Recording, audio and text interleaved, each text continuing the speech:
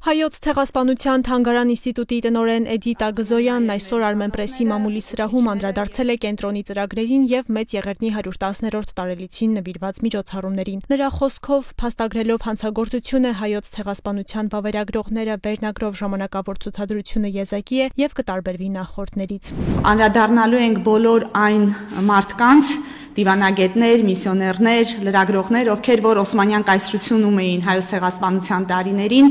եւ ինչ որ ձևով հուշերի միջոցով իրենց լրագրողական հետաքննությունների, վիդեոնյութերի,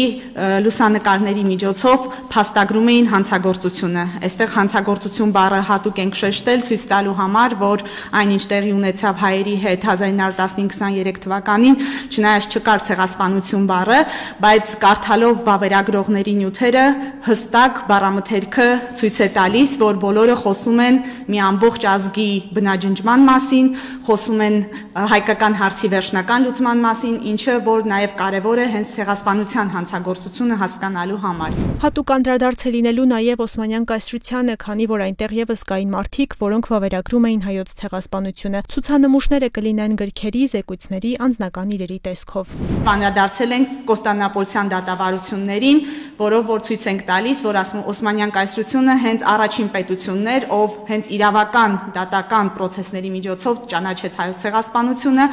Խոսել ենք այն հանձնաժողովների մասին, որոնք ստեղծվեցին հավաքագրելու համար այդ ամբողջ նյութը, որը այնուհետև հիմք հանդիսացավ այդ դատական process-ների համար, նաև թուրքական մամուլից ենք ցույց տալու տեղեկություններ, որով որ փաստագրվում եւ վավերացվում էր հայոց ցեղասպանությունը։ Թանգարանը պարբերաբար համալրում է ցուցանմուշների շարքը։ Վերջին շրջանում տարբեր երկրներից շուրջ 50,000 արխիվային նյութ է ձեռք բերվել, ինչը կարևոր դեր ունի կենտրոնի գիտական գործունեության համար։ Մի քանի կարևոր նյութեր, որոնք ստացել էինք, դա ուրեմն շուրջ 59 բնօրինակ լուսանկարներ էին Մուսա Լեռան ինքնապաշտպանության հետ կապված եւ տեղում ինքնապաշտպանության մարտերից անմիջապես հետո եւ ֆրանսիական նավերի օգնությամբ հայերին փրկում էին, ինչպես նաեւ նրանց պորտսայիդ տեղափոխվելու եւ իրենց կյանքի հետ առաջին դրվագները։ Կարևոր ուրեմն նվիրատվություն ստացանք նաև 1920-ական թվականների Ղազիրի որբանոցում գործված գորգ, որը որ շատ լավ պահպանվել էր մեր ամերիկահայ ցեղասպանագետ Վահրամ Շեմասյանի կողմից, ինչը նույնպես մեր կարևոր ձեռքբերումներից է եւ տարվա ընթացքում նաև բավական մեծ թվով օսմաներեն փաստաթղթեր, սեփականության վկայականներ, լուսանկարներ եւ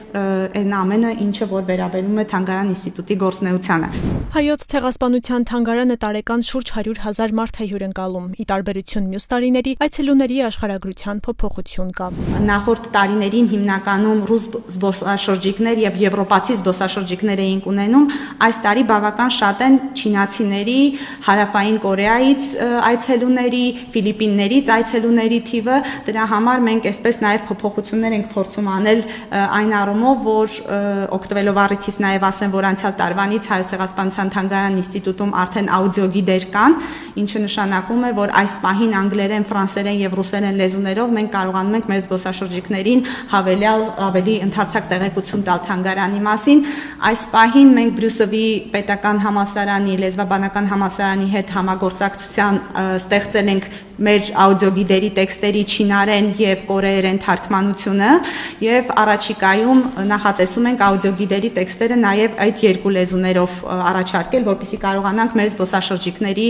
աճող հետաքրքրությունը եւ այդ երկրների աշխարհագրությունը